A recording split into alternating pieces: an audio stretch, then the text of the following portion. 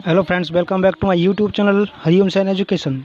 सो friends, अगर आप मेरे चैनल पर नए आए हैं तो मेरे चैनल को सब्सक्राइब करें और हाँ, बेल आइकन को ज़रूर दबाएं। मेरी वीडियो पसंद आए तो लाइक करें, वीडियो को शेयर करें।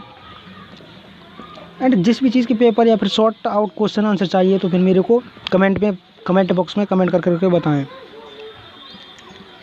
सो फ्रेंड्स, आपका ये जो फ्लेमिंगो बुक चैप्टर 2 का जो पार्ट 3 था, चैप्टर 2 का जो लॉस्ट स्प्रिंग जो चैप्टर है उसका जो पार्ट 3 है वो हम आपके लिए लेकर के आए हैं इसमें, और उसका हिंदी में अनुवाद हम आपके लिए लेकर आए हैं। तो चलो फ्रेंड्स, स्टार्ट करते हैं। आई समटाइम्स फाइंड अ रूपी इवन अ 10 रुपीज़ नोट। यानी कि वो लेखिका से बोल रहा है साहिब कि कभी कभी मुझको गार्बेज यानी कि मतलब कचरे पात्र में कभी कभी मेरे को 1 रुपये मिल जाता है और कभी कभी 10 का नोट भी। Sahib says his eyes lighting up, और साहिब की आंखें प्रकाशित हो उठती हैं। When you can find a silver coin in a heap of garbage.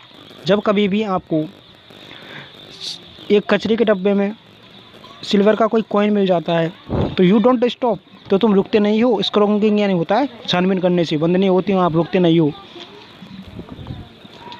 For there is a hope of finding more. इस आशा में कि आपको और अधिक मिल जाए। It seems that for children garbage has a meaning different from what it means to their parents.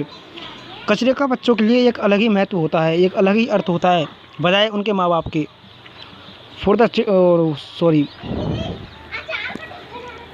इसके बाद में है for the children is wrapped in wonder, for the elders it is a means of survival. और बड़ों का तो उनके जीवन जीने के लिए ही, जीवन जीना ही यानी जीवन को सर्वाइवल करने का ही ये एक तरीका होता है, उनका एक महत्व होता है। उसके बाद में वन विंटर मॉर्निंग आई सी साहिब, यानी कि वो लेखिका बोल रही है साहिब के बारे में कि वन विंटर मॉर्निंग कि एक ठंड की सुबह में मेरे को जो साहिब है वो standing by the fenced gate of the neighbourhood club. मुझे जो अपने पड़ोस में जो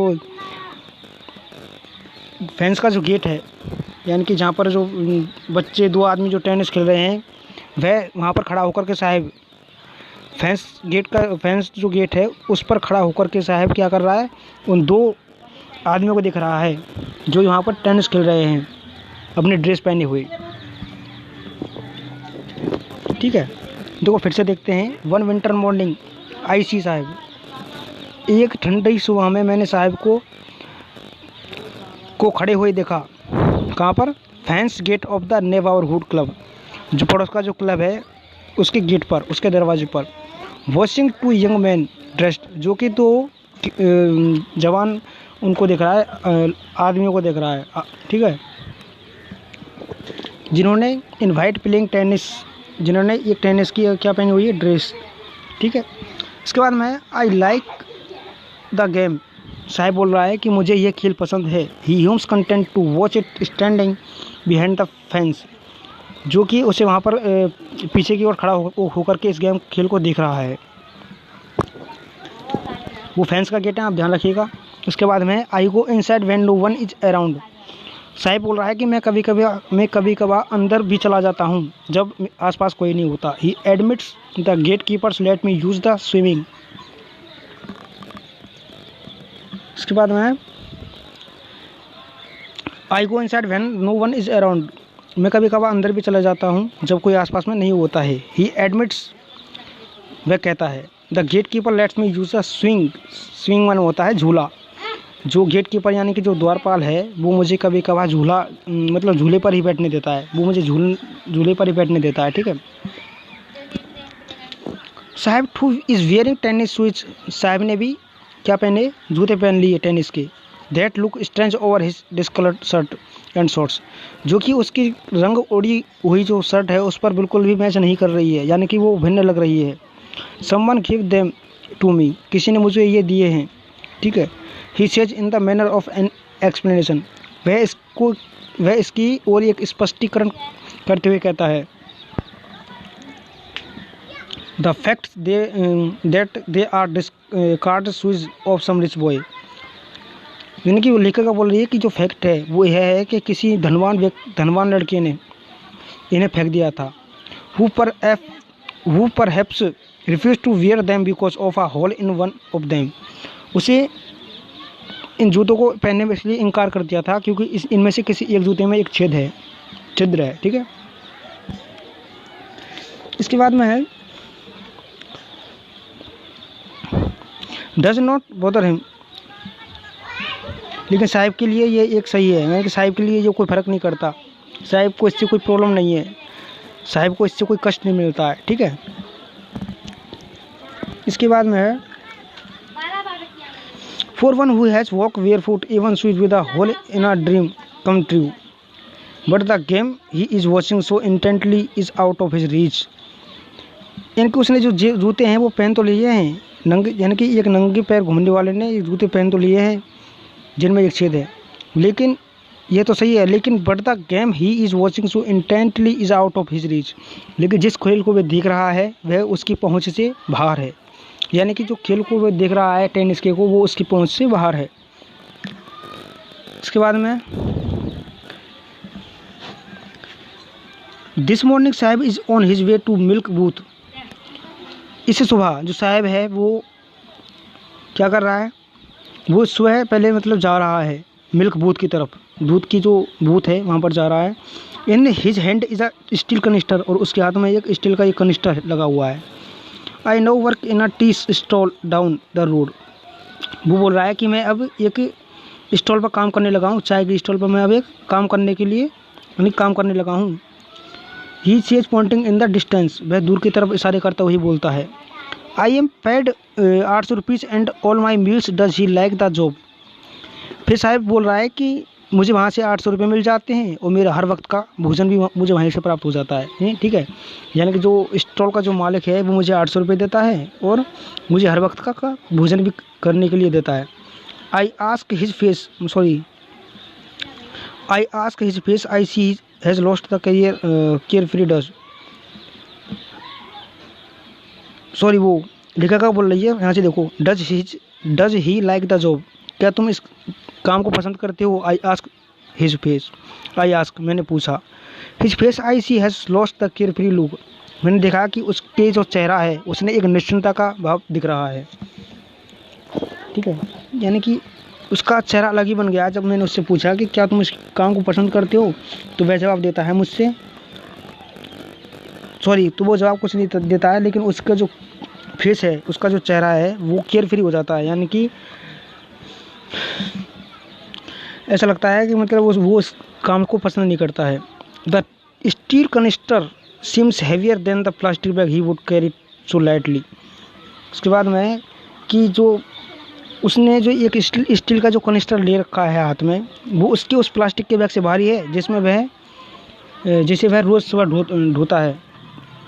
उसके बाद यानी कि लेखिका बोल रही है कि जो स्टील का कनिस्टर है ना वो बहुत भारी है बजाय उसके बैग के, जिसको वो कंधे पर रख करके उसके बोझ को ढोता रहता है। ठीक है, यहाँ तक कंप्लीट हो गया। अगर आपको समझ में आ रहा है तो प्लीज़ जल्दी से जल्दी मेरे चैनल को सब्सक्राइब कर दीजिए।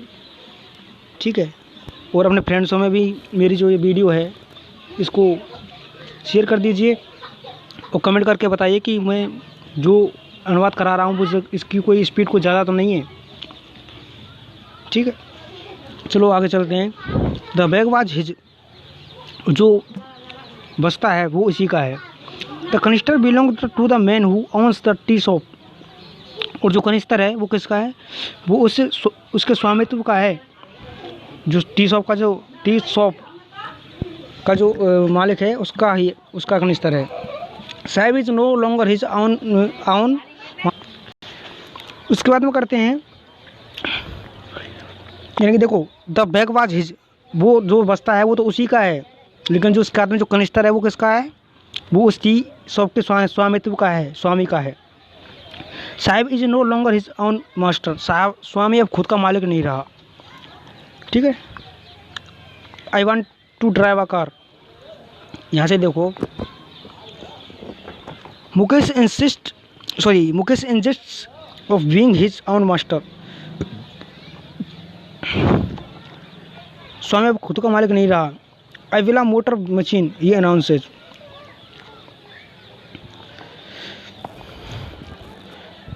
ही अनाउंसेज मतलब स्वामी से मतलब वो पूछ रही है कि क्या तुम कार चलाना जानते हो, सॉरी क्या तुम कार के बारे में जानते हो। देखो शुरू से देखो, Mukesh इंसिस्ट्स of being his own master. I will be a motor machine he announces. I will be a motor machine he announces. ठीक है, वह जोर से कहता है कि मैं कभी एक मोटर जो होती है ना, मोटर मशीन यानी कि कार की जो मोटर होती है उस कार के बारे में बोलता है कि मैं एक दिन उसका मैकेनिक का काम करूँगा कभी।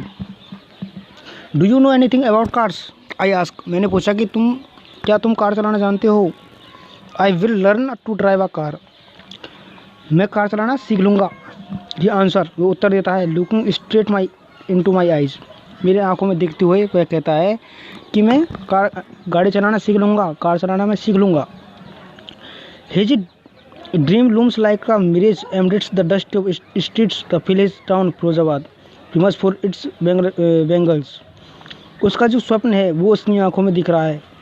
ठीक है, his dreams looms like a mirage ambits, जो उसका स्वप्न है वो यानी कि फिरोजाबाद में जो धूल भरी जो हवा चलती है ना, जो फिरोजाबाद की जो गलियों में जो डस्ट गंदगी जो पड़ी रहती है,